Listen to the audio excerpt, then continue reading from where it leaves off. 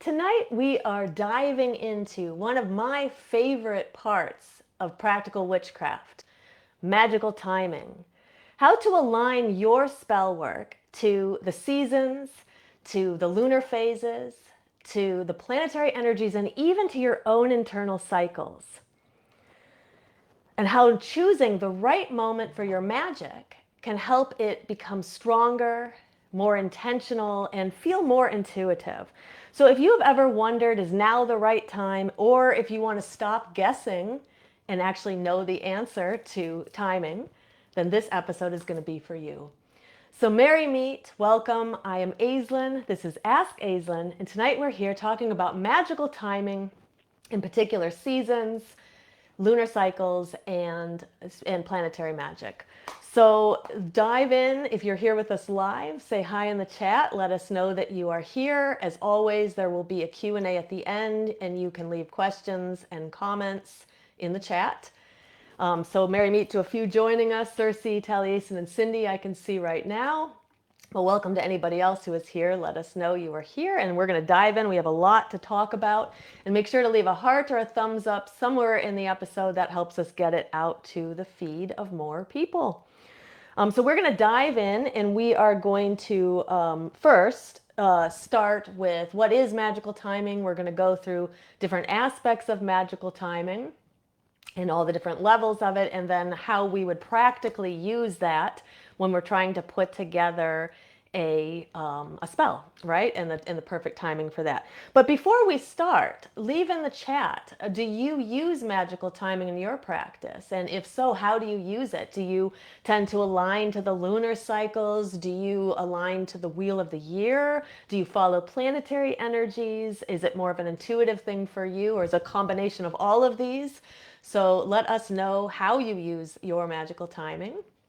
And we are going to dive in. So the first thing to talk about is what magical timing is really all about. So sometimes people don't use magical timing because, number one, maybe they don't know how to use the certain alignments. Sometimes people don't believe that it's important. And I'll talk to you, magical timing, I think, is important for us to understand, and then to understand why we might choose to not use it. So rather than just say magical timing isn't real or doesn't matter, like I've heard some people say.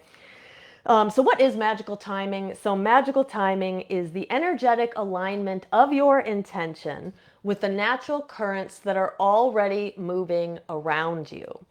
So these energies are already there, which means that they are there for us to tap into if we choose to. Now, I believe that the magical timing that is going around us can amplify our magic if we use it properly.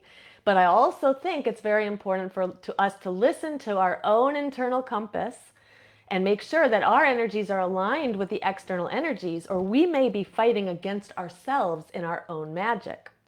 So I want to clarify some misconceptions. So first of all, finding magical timing is not about finding perfect timing.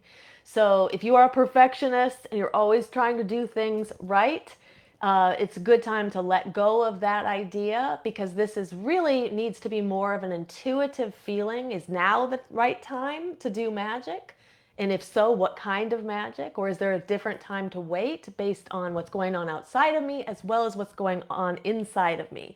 So while I can find a time that might be better than others, there's really not going to be any perfect time. So I would release that idea if that is one that you hold. Now, also, magical timing is not about rigid rules. So I sometimes think that people who kind of shrug off magical timing are people who just they don't like rules, they don't want to follow rules. And many people who come to the pagan path are people who didn't like the rules in Christianity, right? Or mainly Christianity, but whatever religion you were raised in. And you're looking for a way to shrug off the rules. So then putting on top of us what are perceived to be rules about when we can do our magic might feel restricting to people. But this is not about rigid rules. Magical timing are suggestions of when it might be more aligned to do magic than other times. So take them as suggestions and not as rules, and I think you will feel better about magical timing. Another thing is that magical timing is not about waiting long periods of time to be able to do your magic. It's not about waiting months and months. You know, if you have a spell that you want to do, if you have a working you want to do, and you really feel like you want to do it, that's probably more important than any magical timing going on outside of you. Really, what this is about energetic efficiency. So when you are more aligned with the timing going on outside of you, then you will find that you swim through the energetic current, not against it. You're swimming with it, not against it. So here's a good analogy for me in Los Angeles, anybody else who lives in a bigger city where there's a lot of traffic, and even small towns and cities have traffic too. But here in LA, we don't really talk about how far something is when we're asking somebody like how to get there or how long it's going to take. We don't ever really talk about distance. We talk about time. And that time usually is related to the time of day and the day of the week. So for example, if I want to drive across town, like maybe to the other side of Los Angeles, I could go in the middle of the day and it might take me 2.5 hours, or I could go after work, maybe after rush hour is already over, or maybe I could go at like 11 a.m. or a time when the traffic's going to be lighter and I'm going to get there more quickly. I may feel like I'm more aligned. I'm flowing with the traffic rather than against it, right? And so it'll be easier for me to travel when I don't go at peak times. Same thing goes if you're doing air travel, right? If you're trying to travel when everybody else is traveling, it may feel like the energy is more stifled than when we go when less people are traveling. So this is all about the alignment and the ease of the energy, but not about necessarily about rules.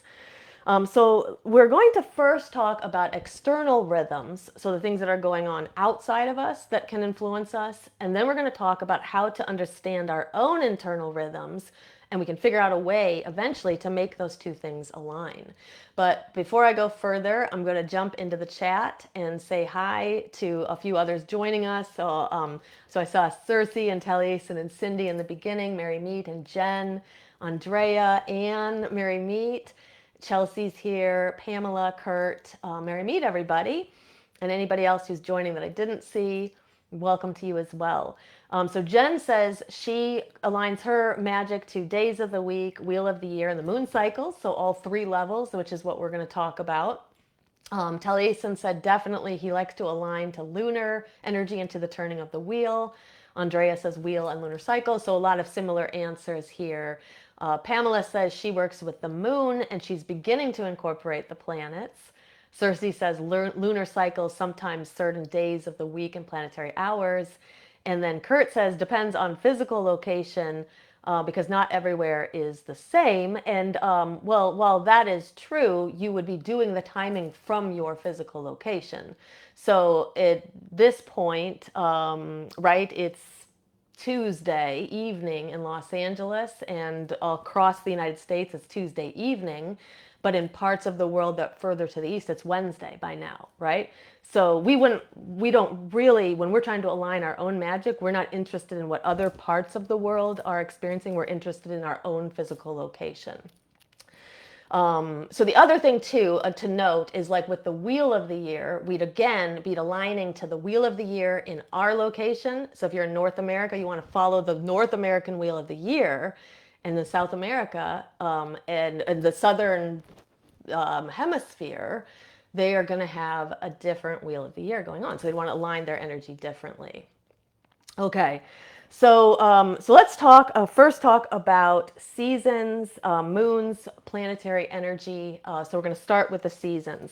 So the seasonal energy, again, depends on where you're located, which hemisphere you're in, north or south. So in the winter, regardless of which hemisphere you're in, when it's winter for you, you will have experienced some types of energetic themes. Stillness, introspection, ancestral work can be kind of overarching themes during that time. It doesn't mean that's the only kind of magic you can do, but those are types of magic that time of the wheel is particularly aligned to. So the winter is best for protection magic. Doesn't mean you can't do protection magic anytime you want, but it's best aligned at winter and probably the fall. Shadow work is aligned to the winter time, banishing and dream work, things that allow us to go more internally because, we are in that waning half of the year. Now, physical cues that you are being sort of tapping into that kind of winter energy is you may feel your body slow down, you move less. Depending on how cold it is where you live during the winter, you may slow down a lot, as opposed to somewhere that doesn't have as much differences in the seasons. Nevertheless, there's going to be still some kind of a slowing down as we come into winter. There's a deeper need for rest. So this can be really important to listen to the body. You may not have the kind of energy in the winter to do big spells than you might have, for example, in the spring or the summer. And there also tends to be more of an internal focus, which is why much of the winter magic that is most of the magic that is aligned to winter has to do with internal working or protection or banishing, things that are going to serve the internal. Now, in the spring, the energy shifts. We start to feel it. Now, first of all, witches and empaths tend to feel the seasonal shifts before other muggles might feel it. So when the spring comes, the themes that start to enter are rebirth. The energy is rising, right? Maybe we feel like healing. So it's a good time. Spring is a good time for healing magic. There's momentum. It's picking up, right? So if you have habits that you want to start, like good things you want to bring in. So a lot of times, you know, I shouldn't say a lot of times, most of the time when people are trying to like bring in habits, when is the number one time that a person tries to start a new habit is at New Year's, right? On New Year's Day. And really, energetically, it's not the best time for starting a habit because number one, you're in the waning half of the cycle, and that may not feel quite as energetically aligned. And number two, who knows what part of the lunar cycle you're in. But if you think about like springtime, there's more momentum. In fact, the astrological year begins on March 20th, 21st, 22nd, whatever is the spring equinox of that year. That is probably the most aligned time to start bringing in new habits because the wheel of the year is moving into that spring energy and there's more momentum. Springtime is best for prosperity spells, though we'll see summer is also a good time for them. New projects, anything new is very good at spring. Healing work, self-growth, and self-growth magic of any kind. Now, as we move into summer, we hit the height of the solar energy, and the themes of the summer are power and vitality, life force, and manifestation. So the summer is really good for confidence magic. So if you want to be more confident, summer is a good time to do a spell. Glamour magic, very good in the summer. Big spell work. So if you've got something really big planned, some aligning that to sometime in the summer months can be very good, especially like around summer solstice. Solar magic, of course, very much aligned to the summer, and prosperity magic as well.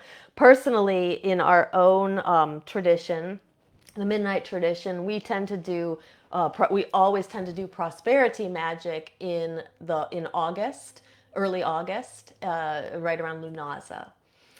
Physical cues of summer magic is extroversion. So you may feel like maybe you are an introvert, but you feel like getting out and being out around people a little bit more in the summer. You feel a little bit more extroverted maybe. You might have strengthening of emotions. So it doesn't mean that we're not emotional in the winter or in the fall, but those emotions may be heightened, especially positive emotions may be heightened. But there are also some negative ones that get heightened at summer as well, like anger. There tends to be more crimes in the summer. There tends to be more police reports, things like that, because it's hot. More wars start during the summer. So if you notice anger kind of rising in you as we come into the summer, that is something to take a note of because you need to note your own internal states. And then another kind of physical cue during the summer is motivation. You may feel more motivated to do certain things. Now, in the fall, as we move and transition into the fall, the themes of the fall are harvest. So, whatever it is we planted during the spring and the summer, we're harvesting or beginning to harvest in the fall. The fall is aligned with energies of releasing and also of preparing. So, if you think about animals, especially in areas where there's going to be a stark difference between the spring and summer and the fall and winter, animals start to prepare for the winter by gathering food, creating a nest. And so these are all of the actions that we as people may take as well, kind of feeling that need to prepare, get ready for the winter. The fall is a good time for cord cuttings, for closure rituals, for divination, and for gratitude work. Now, it doesn't mean you can't do those things at other parts of the wheel, but the fall is most aligned to those intentions. And then, kind of physical cues that you're moving into that kind of more fall aligned energy is nesting energy. Maybe you start to feel nesting behavior. You want to be home more often. You want to curl up on the couch, right, with hot chocolate or tea or something and just kind of settle in. You may notice that you are doing more organizing or you feel drawn to doing more organizing. Finishing old business. It could feel like you want to pull things together maybe in the fall or as we move into the fall. So one of the things I wanted to stress here, again, is that you do not need to follow the literal weather if your own internal compass says something different. This is about the felt seasonal energy, and if you are not cycling with the seasonal energy, that's okay. And it's common. I don't know how common it is, but it's normal. It's not abnormal. So you may feel like when everybody else is feeling like right now, let's say a lot of people are feeling like they're starting to turn more introspectively, they're feeling nesting behavior, but you're feeling a burst of energy, you're kind of more feeling summer energy, that's okay. Above all, I think it's more important to follow your own internal rhythms than it is to follow the external ones. Now, if we can find a way to connect both of those, that is great. But otherwise, listen to your own internal rhythms, and I'll talk more about that as we go. Okay, so let me go on. Let's talk about the next idea. So shifting into lunar phases, and I see Taliesin said he's definitely feeling more lethargic and introspective now as we're moving into fall. And I'll tell you, I have been feeling like I have a little bit less energy, and I'm an Aries sun. I have a lot of fire energy in me, and so rest does not come as easily for me as activity does. And so as I start to feel like Taliesin is feeling that pulling inward, maybe feeling a little bit more lethargic and we're like wanting to do more introspection, I've been feeling that too. I can feel that external energy outside of me, but that fiery energy inside of me wants to keep going, and I'm fighting against the currents. Now, I can fight against them, absolutely, or I can try to listen to them and see if I can align to them. So sometimes the fighting against the currents can be natural and can be good. Sometimes the fighting against currents can just be like patterns that we have. Like if we're a go, go, go kind of person, it can be harder to slow down. So I think the cycles can invite us to try to start to cycle with them and see if we can find that rhythm, even if our tendency is to fight against it. So I think the real question here is it like this would be for me and for anybody else who's kind of experiencing that, is it just a tendency that perhaps I need to do some shadow work around why I can't relax or slow down, or I'm always wanting to do things? Or is it that I am, that's just my natural energy and I shouldn't be kind of fighting against that? So this is a question that's going to have a different answer for everybody. Why it's so important for you to really do your shadow work, really think about where energy, your internal energy is coming from, and understand it better. So moving into moon phases, okay? So we have, we have that bigger solar cycle going on, and then within it, we have, within the larger solar cycle, we have 13 separate lunar cycles that take place within the one solar cycle. Now, the lunar cycle starts with the new moon. So the new moon is day one of the cycle. The new moon is about planting seeds, so it has a very spring-like energy.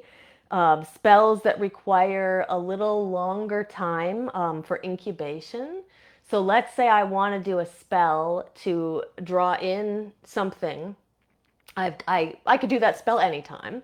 But if I was looking at like the part of the solar cycle that was best for, I would probably be doing it in the spring or the summer, right? I could also be doing it from like new moon to full moon. So in the spring, let's say I do a spell in the spring, there's more incubation time. So, right, so maybe I want it to be a little bit slower. It's something I want to build over time. So maybe I choose to do it in the spring, or maybe I choose to do it around the new moon or the waxing crescent. Now, let's say instead I have an intention, and again, I want to draw something in, but I don't want that long incubation time. I don't think it needs that. I want it to be quick energy and fast, and I want it here now. Then I might try to align it more to closer to the summertime, maybe the peak of the summer solstice. Maybe I would align it more to the waxing gibbous or right on the full moon. Because while the new moon has that growing energy, it is the energy of incubation, growth, slow growth. This is a good time. New moon is a good time for setting our intentions and a good time for starting something new. Now, during the waxing moon, the growth is continuing. There's momentum building. And it's like we're adding energy to something else, right? So if you have something that maybe starts at the new moon, we want to add energy to it, like maybe we want to water the seeds that we planted, then the waxing moon is a good time to do that. Now there are two halves of that I just mentioned, waxing crescent and the waxing gibbous. And it doesn't really matter when during the waxing moon you do drawing in or growth, but I do feel that the two parts of the waxing half of the cycle have slightly different energies. And so you can see if they feel slightly different to you and consider aligning your magic to these two different phases if you are drawing in energy. So with the waxing crescent, the growth is slow, like I mentioned, because you're still in that, in some ways, you're still in that kind of like the dark moon has sort of sluggish energy. It moves into the new moon. It takes several days for the energy of the cycle to start picking up. And so there in that waxing crescent, we have growth energy, but it's a little slower. So if you have something that you want to draw in and grow slowly, waxing crescent is a good time. Waxing gibbous, the energy is starting to grow with more momentum, picking up speed as it accelerates to the full moon and the peak of the lunar cycle. That is a good time to draw something in that needs to be drawn in quickly. We want it fast and we want it now. And the waxing crescent, the waxing gibbous to the full moon is a good time for that. Now, with the full moon, that brings us to the peak of the cycle at the very height. Like this is like summer solstice, but from the lunar perspective, right? This is a good time for clarity. The full moon shines its light on everything and illuminates what's in front of you. So if there are things that you're having trouble seeing, the full moon is a very good time for spells around sight, being able to see, clarity. If you're confused, the full moon is a good time for a spell of that to shine light on something and bring more clarity. It's a good time for amplification. If we've got something already growing, we can amplify it at the full moon. Manifestation is also a good intention at the full moon, because if you think about it, if you connect the lunar cycles to the female menstrual cycle, which I do, the full moon is like the point in the menstrual cycle at ovulation. So this would be the height of when, creativity, conception would take place right at that time. And so I think it's a great time for manifestation. So sometimes I've heard people say, don't do manifestation on the full moon. I literally have no idea where that is coming from. I've heard people saying that. And I literally have no idea where that comes from. I've been a practicing witch for over 30 years, and full moon and manifestation are very much connected. Okay, waning moon, releasing energy. So now we've come to the height, and now we are coming down into the waning energy. So this is about releasing. It's about boundaries. So maybe the boundaries are loosey-goosey and we need to strengthen them. The waning moon would be a good time for that. It's a good time for cutting cords. We want to let go and shed the stuff that we don't want to take into the new cycle. Clearing out what drains you. Now, just like the waxing half of the cycle, the waning half is split into two pieces as well. So we have the waning gibbous and we have the waning crescent. Now, the waning gibbous is, so right after the full moon, that is a good time for letting go of things that need a slower release. So the energy is still kind of mixed up with the full moon energy. It's not fully becoming the waning energy yet, though it's on its way. But this is a good time when you want to let go of something gently. If you want to let go of something quick and fast, then a good time to do it is the waning crescent through the balsamic into the dark moon. So for those who don't know, waning crescent falls from third quarter all the way to new moon. The balsamic is the last 3 days of the cycle. So you just find the new moon, you count back 3 days. That's the beginning of the balsamic. And then the dark moon is the final day of the cycle. So you just basically look for the new moon on a calendar, count back 1 day, and that's the dark moon. The dark moon is a great time. To me, it's the time of greatest release. It's the time to really purge out, get it all out, all the stuff you don't want to take with you into the new cycle before the next day and the cycle turns over. So energies of the different cycles are not clean and cut. So it's not like the full moon comes and then the next day it's not full moon. Or we don't feel any of that energy. So typically these energies are felt from 1 to 2 to 3 days, sometimes on either side. So if you are somebody who wants to like do something around the full moon but couldn't do it on that exact date, you can consider doing it up to 3 days before or 3 days after. Though what I would consider is that if you're doing it before, you're technically in the waxing half of the cycle. If you're doing it after, you're technically in the waning half of the cycle. So if we're trying to draw in, and you can't do it on the full moon, it would be probably preferable to do it in the couple of days before as opposed to the couple of days after. But again, these are not rigid rules. These are just like energies that shift and change, and they don't shift and change like that. They take some time. So you have some wiggle room here and you don't have to like worry that you've missed something. And also, let's say, sometimes I hear too from people is they'll want to do some kind of a spell and then they feel like they missed the most aligned time for that spell in a lunar cycle. And they're like, oh God, do I have to wait like another month to do it? No, there's other ways, there's other timing. And again, following your own internal compass, maybe it says another day later is a better day to do it. Listening to yourself first and foremost is going to be my best advice for someone. But there are other days. We don't have to wait a full cycle if we miss, the spell on a certain day that we wanted to do it. I was going to also mention that, like with the seasonal cycles, empaths, those who are clairsentient, and which includes many witches, I would probably say most witches are clairsentient. They're feeling energy, and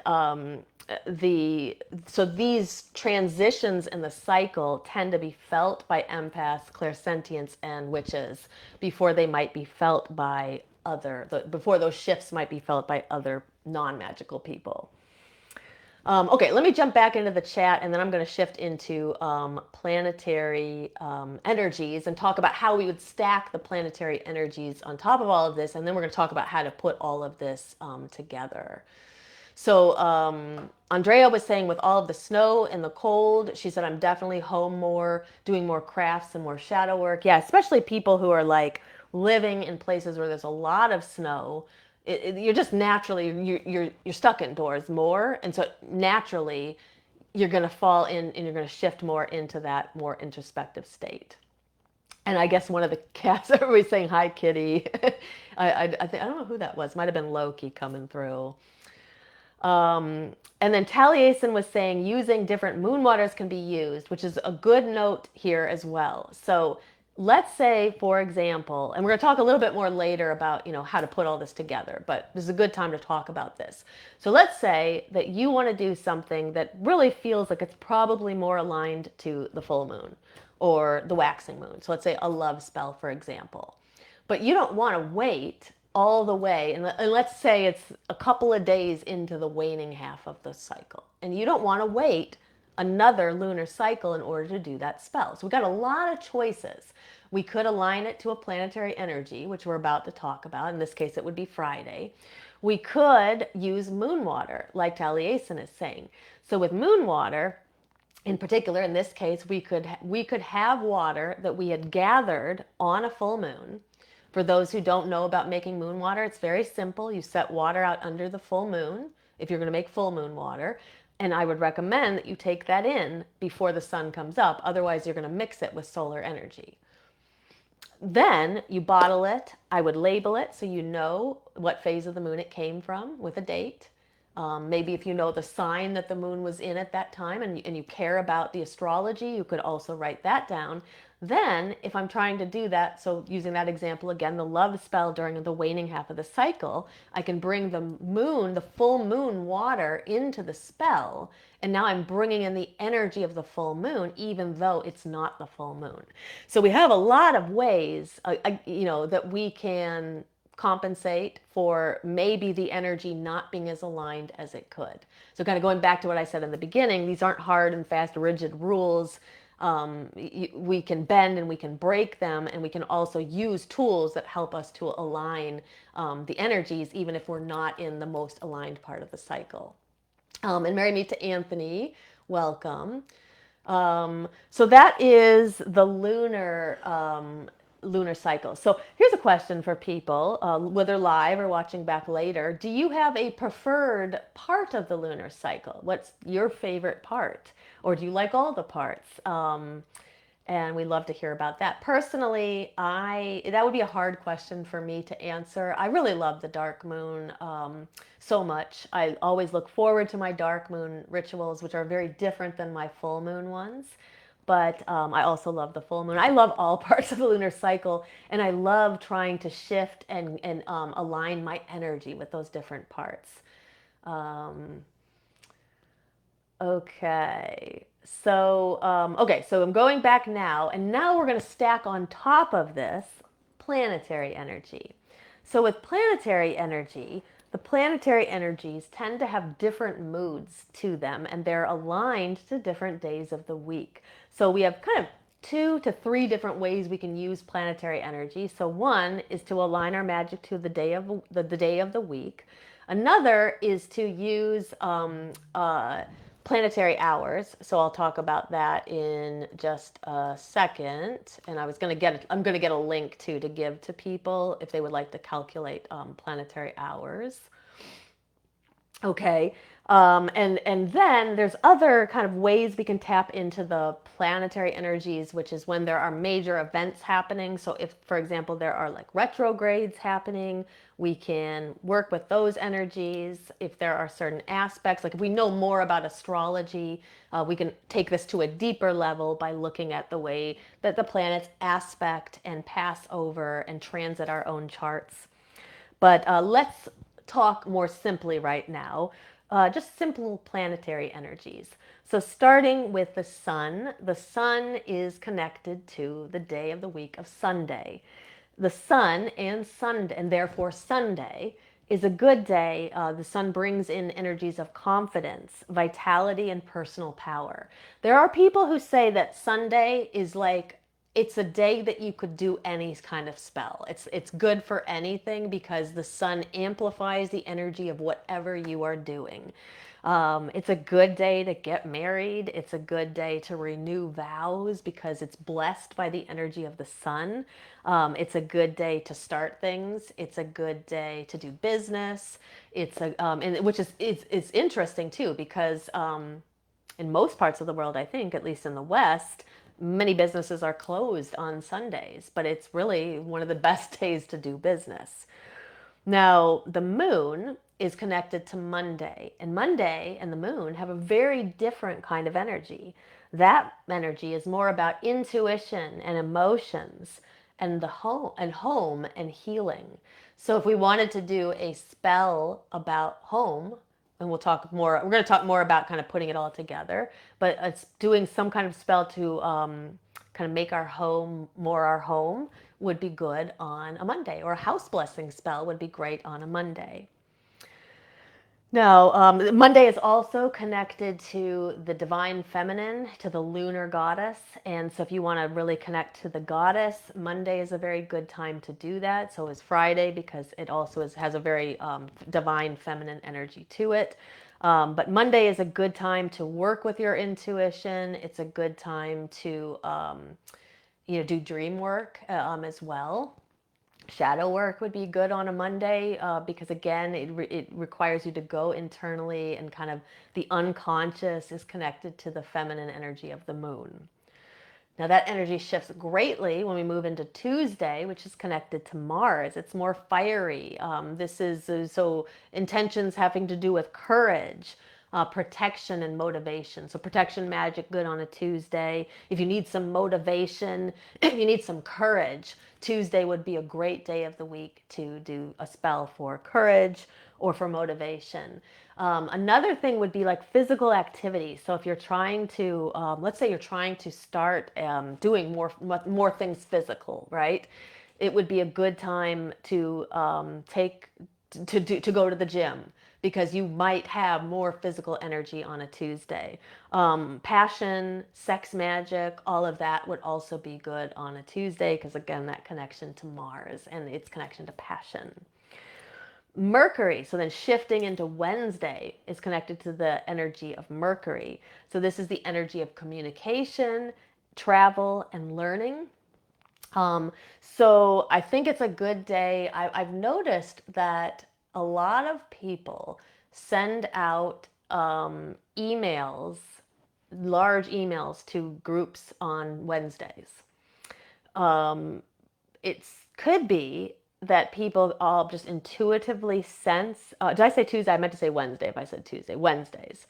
It could be that people intuitively just sense that Wednesday is a good day to have conversation. It is a good day for learning, which means like if you're somebody who has to study for something like a test, Wednesday is a good day to study. And it is a good day to, let's say you're taking like an online course and it's asynchronous and you can study any day, or you can take your classes any day. Wednesday would be a good day for that. It's a good day to travel because it's connected to the energy of Mercury. Moving into Thursday is connected to Jupiter. Jupiter is the planet of expansion. So Thursday is a good day for spells related to abundance, optimism, and luck. So Thursdays will like bring in some extra luck to whatever you're doing. So if you're maybe buying lottery tickets and you can only do it one day a week, Thursday would be the day to do it, or Friday or Sunday, but Thursday probably the best because of luck. There's something else I was going to say, and now I'm blanking on it. Thursday is also a good day for spells of justice as well. Then moving into Friday, that is Venus's day. So again, another day connected to the divine feminine.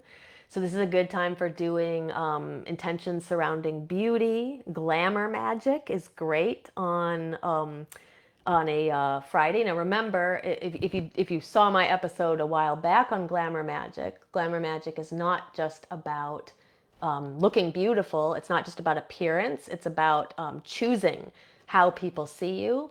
So anything having to do with that, about how you want people to view you and see you, is good to do on a Friday.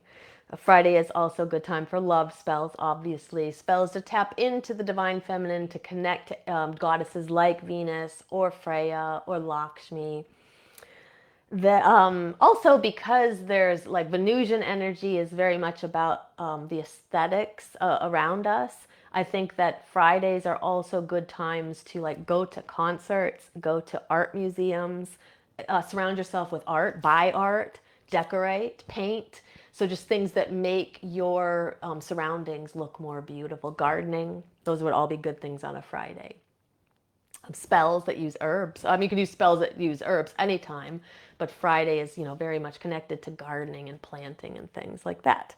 Then finally moving into Saturn is Saturday. So this energy shifts very differently. This is energy of boundaries, creating structure, discipline, and banishing. So I've mentioned this before energetically.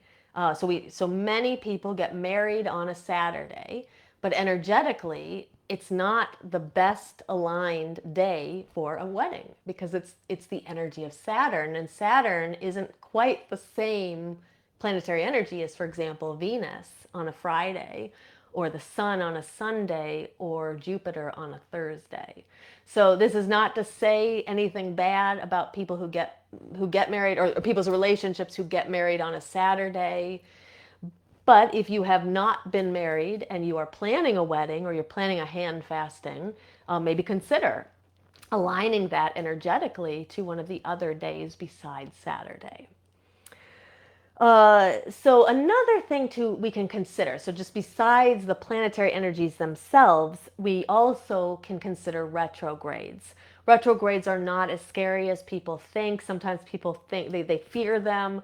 All that retrogrades really are, they are not really the planets moving backwards. Planets cannot move backwards. But because of our vantage point on Earth, it is an illusion that the planets are, from our perception, our perspective, are moving backwards.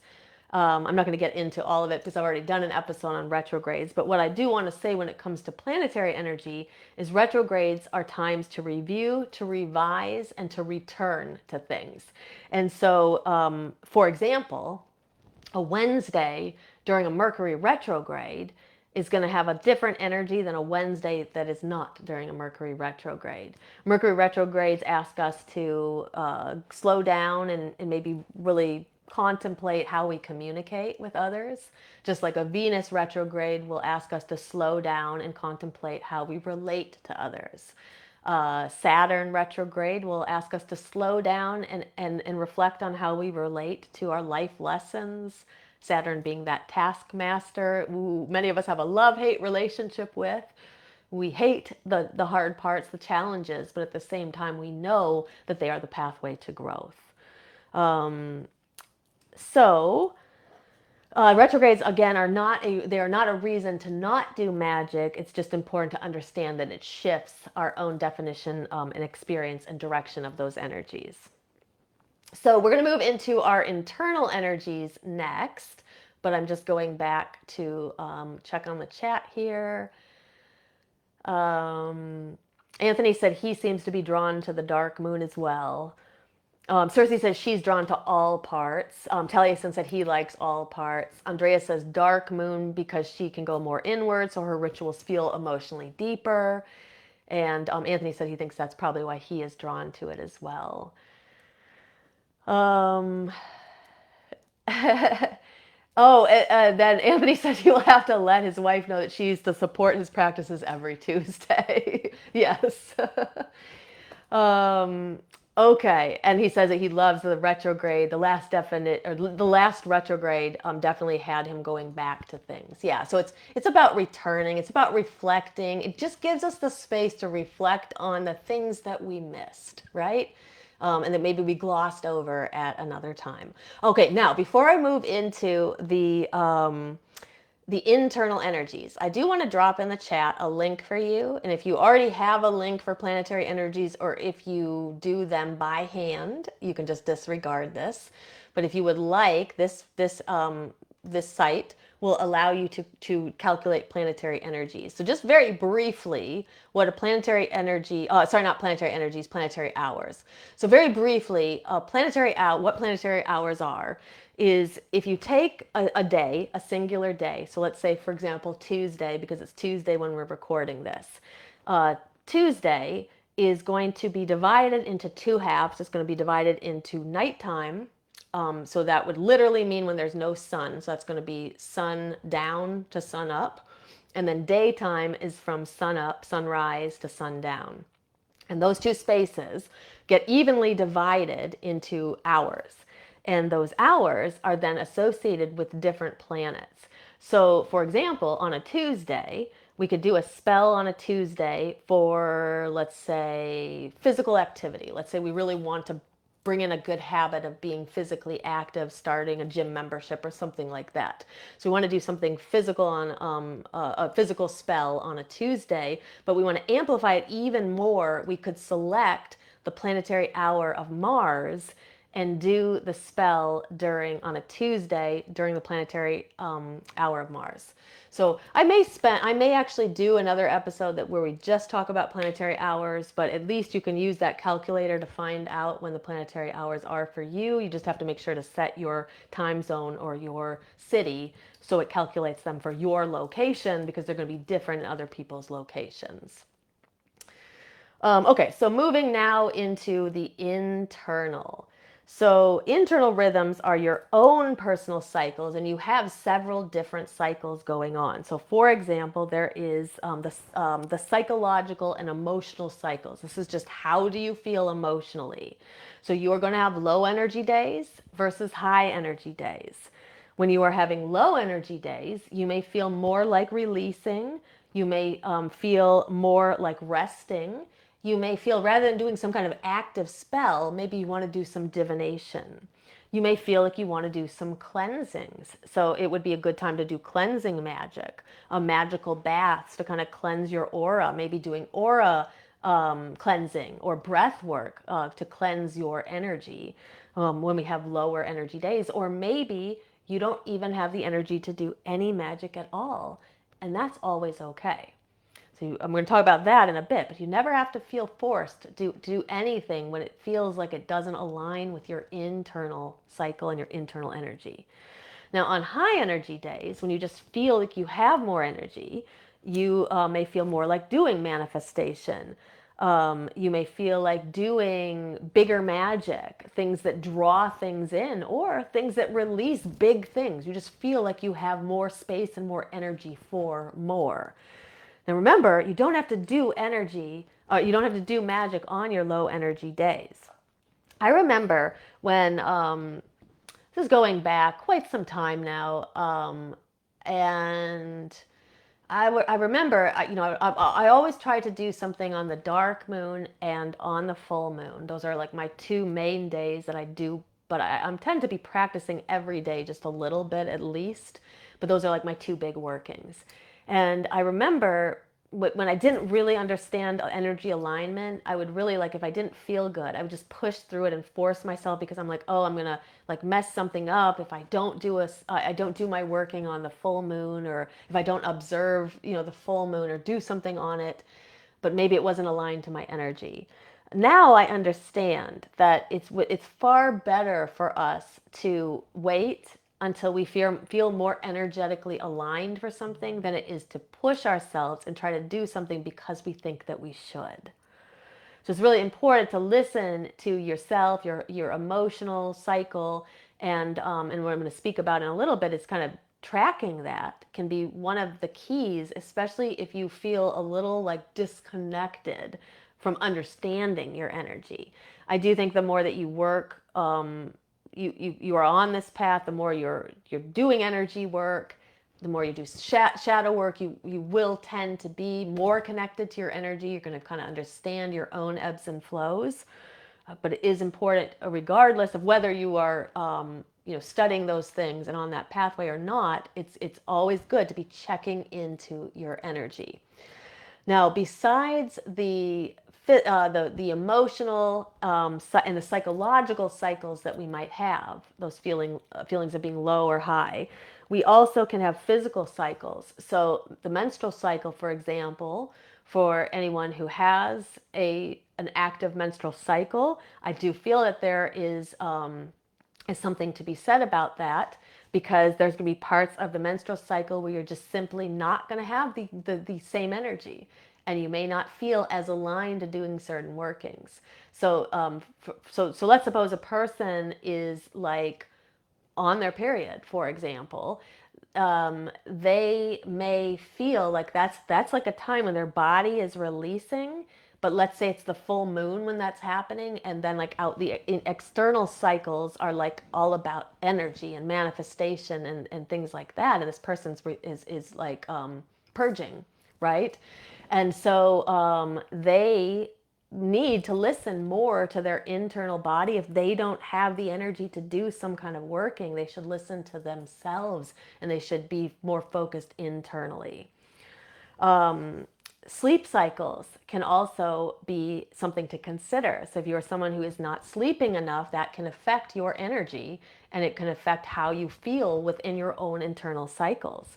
So if you're going through a period where you're not sleeping much, like I've just come through a period like that because it was Black Friday and I had all kinds of offers that were going on and a lot of things happening and membership events and all kinds of stuff. And so and my students are in finals right now on top of it. It's just a lot. And so I haven't had the energy to do as much of my practices as I usually do. Also, it's important to listen to your body for the yes and no signals. So when it comes time to do magical workings or spells, ask yourself internally, is this a good time? And learn to listen for the yes versus the no. I really think that developing your clairsentience, which I believe that the majority of which, I believe everybody has this ability, and the majority of witches have way more of this ability than they realize. But really listening, the body will tell you. The body is a barometer that will say yes or no. For those who are in our Shadow Seekers membership, we have a body intuition meditation that I highly recommend, because it just asks you to kind of consider what the internal yes is and what the internal no is, and to really hone in on that for yourself. And that will go a very long way for you understanding whether or not your energy is aligned, and whether it's a good time to do something or it's better to wait. Also, there is the seasonal kind of affective pattern. So there's going to be the ebbs and the flows of the season. So for example, like Andrea was saying, it's been snowy and it's cold and you feel like more like being internal. So it's going to lend itself more to banishing and protection and internal work and divination. But there are also people who feel like they bloom in summer, just like there are cactuses who bloom in the middle of the desert. They bloom in winter rather than summer. And just like there are cactuses that bloom in the middle of the winter in the desert, there are people who also feel like they have more energy in the winter. So I think that it's really about understanding your own cycles, and yours could be flip-flopped to what is going on outside of you, and there's nothing wrong with that. It's just about you understanding it. So I think that it's important for us to really listen to our intuition. Also, if you have like intuitive urges, so like let's say you have an intuitive urge all of a sudden to cleanse your space, listen to it. It does not matter what time of the cycle is. You don't have to wait for a time that you think is more aligned. If your internal urge is saying go now and do this now, right? Feeling pulled towards certain spells, like maybe you're just all of a sudden you're like, I need to do a releasing spell, or I need to do a love spell, or I need to do a clarity spell. If you have that urge, then there's something inside of you that is telling you now is the right time. Also, people may feel blocked. They may like want to do something, and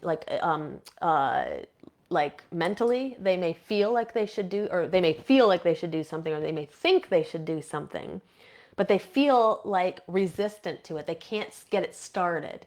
And I think it's important to really try to understand that sometimes feeling blocked isn't just us being resistant. It can be that it's just not the right timing. So it's really important to listen to that, I think. And the better that you can understand your own cycles, the better you will be at being able to listen to this. Learning your body's language, energetic language, learning the green lights versus the red lights, and really honoring that. So how do you track your cycles? I recommend that people track their cycles at the minimum 7 to 14 days. Just kind of track your energy, write down how you're feeling energetically, emotionally, physically.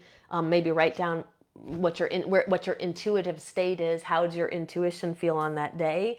If you want to track moon cycles and see how your energy shifts across the moon cycles, I recommend at least one cycle, but probably 2 to 3 cycles. And you can do this really quick. You just look up what phase of the moon is it right now. You write that down, and then you just jot down very quickly how you're feeling energetically, emotionally, and physically. And then you can track that over a period of time, and you'll get to see the ebbs and flows of your own energy. You can track your mood, that would be your emotions, and also your desire to do magic. So like if you are going to do that lunar tracking, write that down too. Do you feel like doing magic? And if so, what kind? And that's going to give you a better sense of what is going on for you. Patterns will emerge pretty quickly.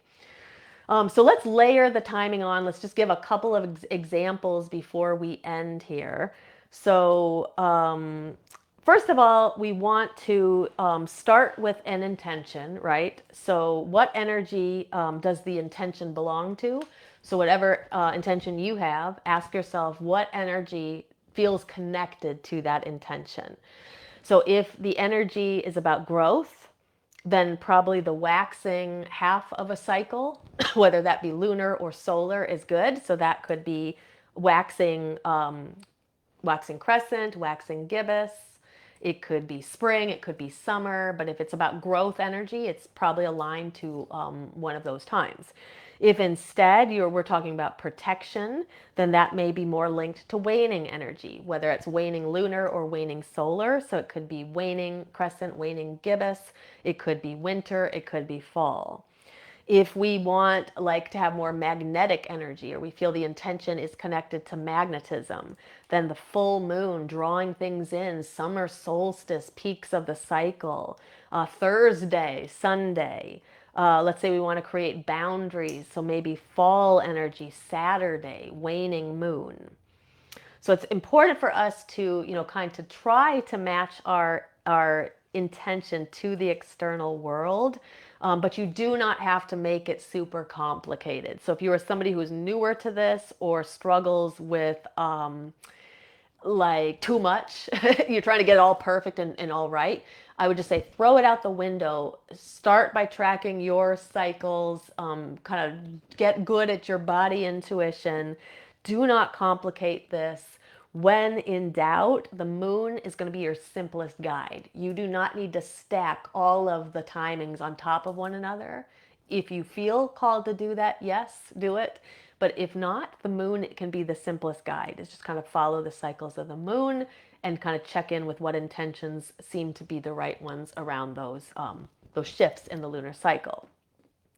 Now, when you want to boost this and you want extra energy stacked on top of the lunar energy, that's when you can start to add in the planets, right? So let's just talk about the intention of love.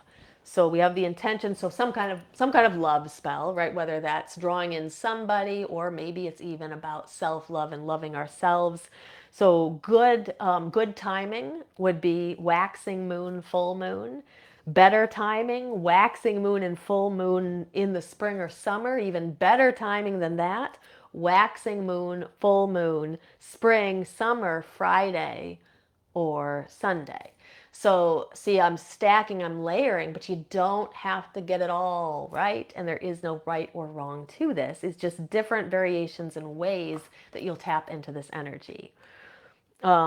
Again, checking your internal state. So let's say you're doing a love spell. You've decided you're going to go all out and you're going to do it on a waxing gibbous moon in the spring on a Friday night. But then you also need to check in with your internal state and make sure that your internal state is also feeling aligned to that. If it just feels like it's the wrong energy, then you reschedule. But if your and if the external, let's say the external timing feels off, so like you feel like your inside is saying yes, it's time to do a love spell, but it's a waning moon in the fall on a Tuesday, but your internal energy is saying, yeah, that's the time to do it, we'll do it. Know that on a Tuesday is actually not that bad a time because of the passion connection, right? And the sex magic connection.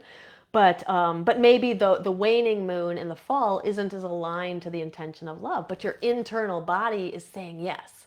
Listen to that above all. And like Taliesin had said, you can always bring in some full moon water if you want to add that to the spell and kind of amplify it with some full moon energy.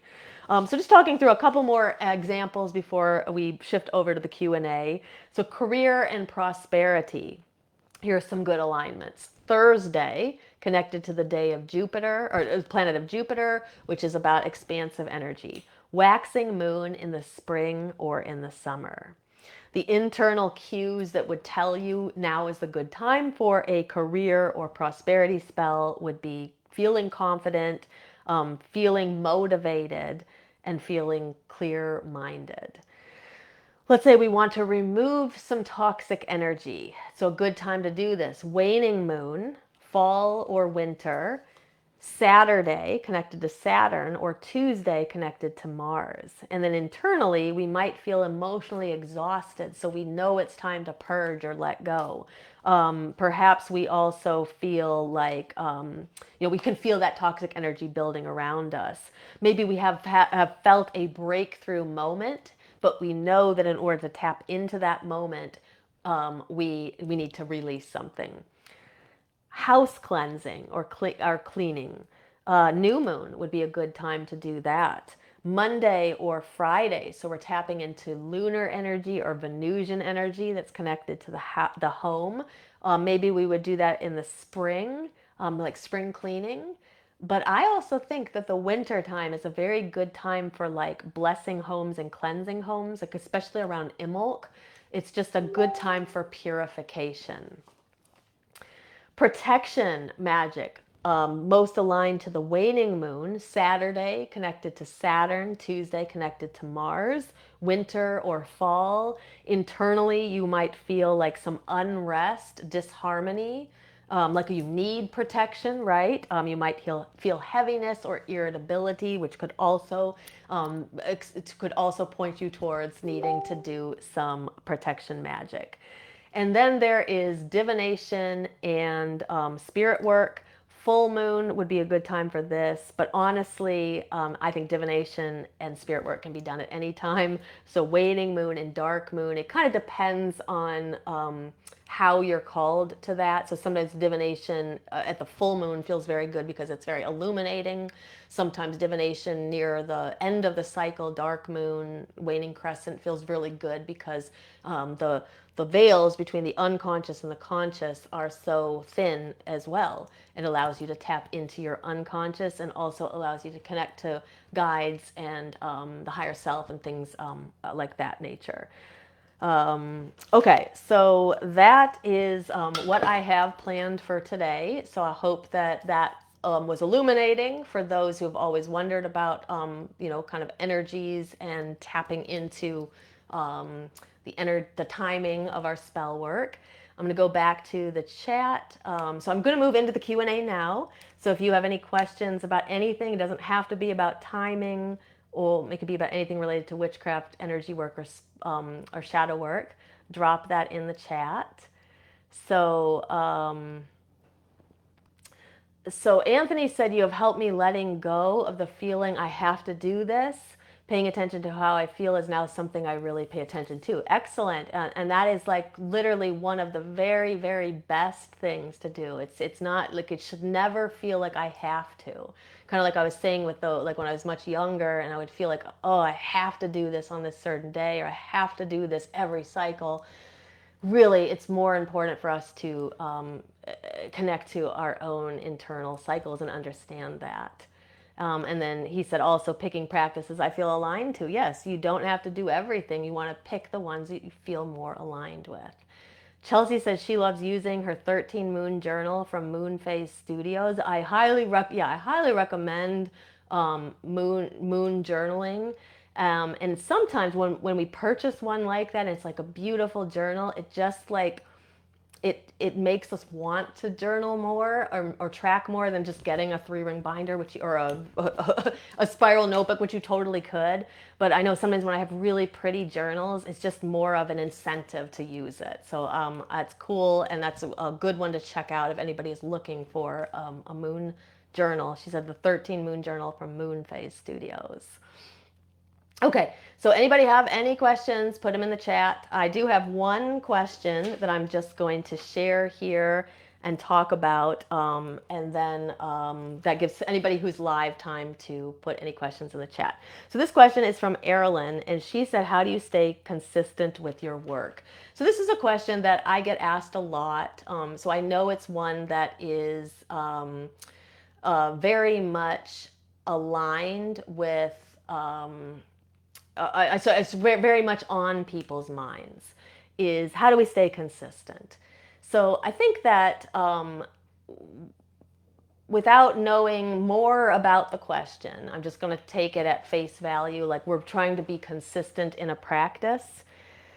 I think it's important to have realistic expectations of it. So if we think that consistency is about practicing 4 hours a day, it's going to be difficult for most people to be consistent. So unless you're like a monk or a nun who's just checked out and is on a mountaintop meditating, most of us don't have 4 to 5 hours a day to do a practice. Most of us don't even have an hour a day to do a practice. Which is why I think one of the easiest ways to keep somebody consistent is to make sure that the practice is doable. So ask yourself what's doable for you. Is it 5 minutes? Is it 2 minutes? Is it 10 minutes? Find something that feels that it can be done and that it could be done on most days. And then you do it on most days. So I never like to set people up for failure. I'm an educational therapist, and I literally do this for a living, is I help my students make sure that they don't fail by planning correctly and scheduling things and fitting things in and kind of aligning their energy to like what's possible.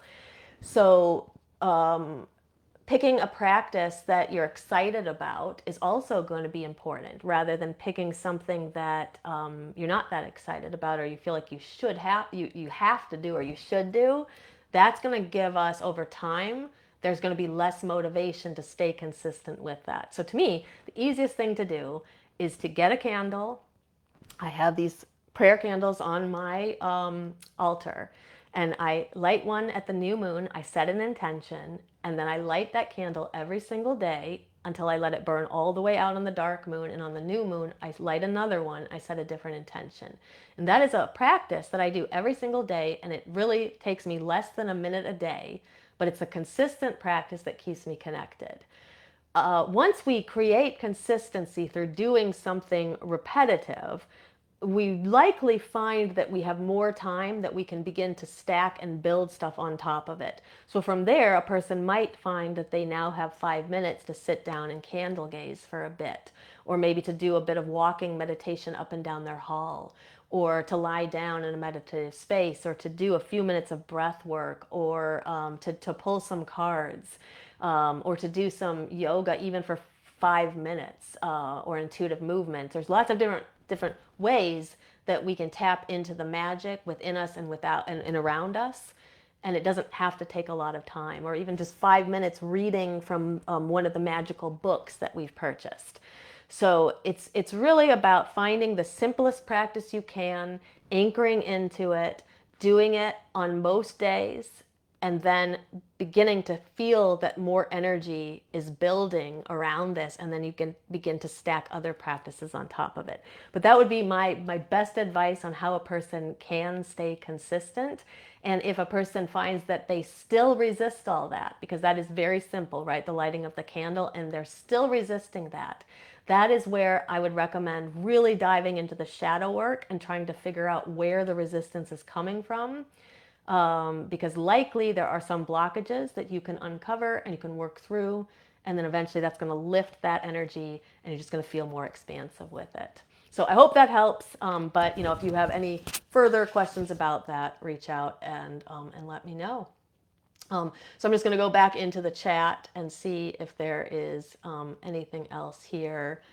So Anthony said like either doing a tarot oracle pull or lighting incense on, and he said on some days I do both. And see, it's a very small and simple practice that he is going to he's going to be able to do. And so the thing is, this is what I tell my students too, is when they're like not able to study enough or they have sometimes they have these unrealistic expectations. I have to study 3 hours a day. You're probably not doing that, just like you're probably not doing a 3-hour spiritual practice. So finding something that's very simple and doable is, and that you're gonna succeed at, is going to be motivating, and then that motivating energy just expands, and there's more of it, and then the practice can get bigger over time. Okay, so what is coming up? Let me pause for that. So we got a couple of things coming up next week. On 12/16, I'm going to do my episode, A Witch's Guide to Winter Solstice and Yule. So we'll be like about 4 to 5 days before winter solstice. And I prefer to do the episode before the solstice than after it, so that you have, if you want to celebrate on solstice, you'll have some things that you can do. So we're going to do that episode next week. Then on 12/23, I'm going to be off because of the holidays, and I'm having company's going to be staying with me, my parents, and they just cannot do an episode while they're here. So there will be no episode on 12/23. But then on 12/30, I'm going to do a special episode on energetic alignment for the new year. So it'll get you all set up and ready to move into 2026 with the right energy. And then I do want to let you know that we're going to have a public Yule ritual, winter solstice ritual on 12/20. And that ritual is, we're really excited. We've never done this ritual online, but we're going to do a ritual that revolves around the story of the Oak King and the Holly King and the epic battle that they fight at winter solstice and summer solstice. We're also going to be working with Odin and Freya. We're going to be doing a Norse bloat where we offer blessings and brags of the year and toasting each other. We're going to sing some pagan carols and light some candles. It will be a lot of fun. So if you're in our Shadow Seekers membership or initiate of member or member of Coven of Midnight's Flame, you all have tickets to that already. That is the Zoom link that will be sent to you. But if you are not part of either of those groups, we would love for you to join us. And we're going to have an email going out and some posts going out as it gets closer. You can get a ticket by donation. And whether you come live or watch it back in replay, it's just going to be a great ritual that will help you kind of really align to the energy of the turning of the wheel. So that is what I have prepared for tonight. And so I'm going to sign off now. But as always, it's such a pleasure to spend Tuesday nights with you. Make sure to leave a heart or a thumbs up somewhere in the feed. That will help us get this out to more people. I am going to also if you would like to subscribe to our Body Mind Witchcraft YouTube channel, that will help us with our goal of getting, I think it's 4,000 video view hours, 3,000 or 4,000 video view hours we need in 1 year. So watch some of our videos on that YouTube channel, Body Mind Witchcraft. There are over 100 videos on topics related to shadow work, energy work, and witchcraft. And when you watch one of our videos, that helps us get closer to achieving that goal so we can monetize the YouTube channel. I'm also dropping in the chat here a link. If you're not on the mailing list, sign up for our mailing list. That way you will never miss any events that are coming up, and you'll also be sent a free copy of the Witch's Guide to Shadow Work. If you're watching on YouTube, you will find that link in the description of the video. All right, well, I hope you have a wonderful Tuesday, Mars energy tonight, if you are watching this live, and until next time, blessed be.